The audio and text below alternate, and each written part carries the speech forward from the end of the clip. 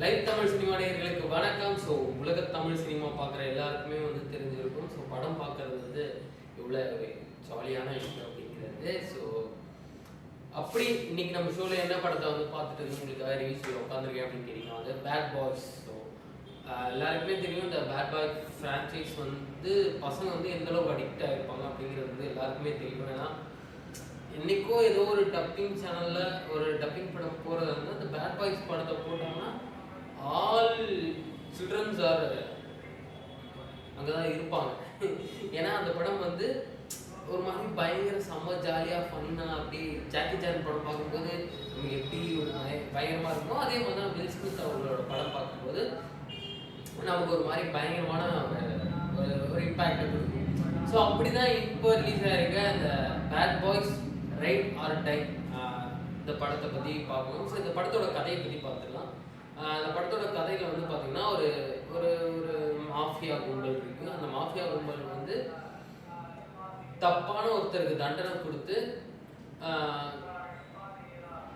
இந்த படத்தில் இருக்கும் தெரியுமா, வேற ஒருத்தரை நம்ம வில்லன் நம்பிட்டு இருப்போம், பட் சம்மந்தமே இல்லாத ஒருத்தன் தான் வில்லனாக இருப்பான்.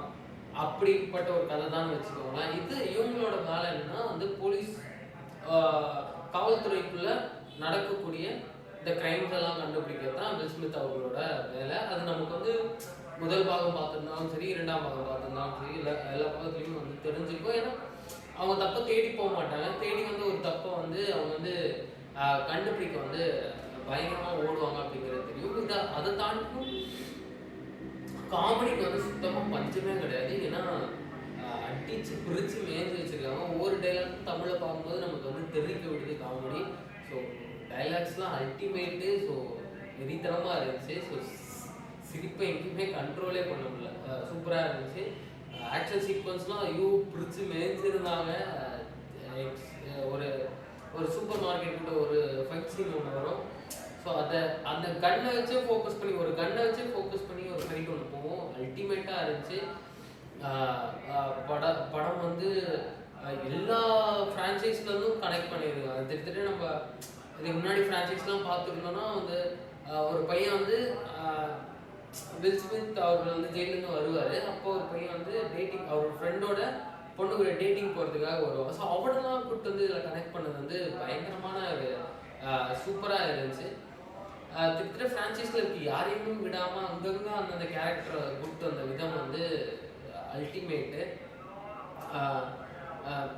என்னதான் பார்ட் 2 வேறு வேறு டேரக்டர்ஸாக இருந்தாலுமே ஃப்ரான்ச்சைஸாக இது ஒன்று தான் அப்படின்னு கொண்டு வந்த விதம் இருக்குல்ல, அது வந்து அல்டிமேட். நம்ம எதுவுமே சொல்ல முடியாது. இது hands off to the directors. So ரெண்டு பேர் இந்த படத்தை வந்து டைரக்ட் பண்ணியிருக்காங்க. So ultimate. அவங்களோட ஸ்க்ரீன் பிளேவாக இருக்கட்டும், ஆக்ஷன் சீக்வன்ஸாக இருக்கட்டும், அது எங்கெங்கே வரணும் அப்படிங்கிறத வந்து எந்த வகையுமே தன்னை வந்து சாட்டிஸ்ஃபை பண்ணிக்காமல் அப்படி ஒன்று கொண்டு போயிருக்காங்க. ஸோ டூ ஆர் டை தரமாக இருந்துச்சு. ரைட் ஆர் டை வந்து சூப்பராக இருந்துச்சு. படத்தோட கதைக்களமும் அதுதான். படம் ஃபுல்லாக ஒரு விறுவிறுப்பான ஒரு கதையை நோக்கி போயிட்டு இருக்கிறதுனால யாரும் ஃபாலோ பண்ணுறன்ற பயம் எங்கேயுமே இருக்காது. ஸோ அங்கங்கே அதை வந்து தெளித்து பயங்கரமாக சூப்பராக வச்சுருக்காங்க. ரைட் ஆர் டை கண்டிப்பாக தேட்டரில் போய் பாருங்கள். வெறித்தனமாக இருக்குது. தேட்டர் எக்ஸ்பீரியன்ஸ் ஒரு மாதிரி இருந்தாலுமே ஓடிடிலையும் வந்ததுக்கப்புறமே பார்த்தாலுமே கூட இந்த மாதிரி ஒரு பயமான எக்ஸ்பீரியன்ஸ் இருக்கும். ஸோ இந்த படம் எப்படி இருந்தது அப்படின்றதுலாம் கமெண்ட் செக்ஷனில் வந்து கமெண்ட் பண்ணுங்கள். And then bye from movie Jai Surya.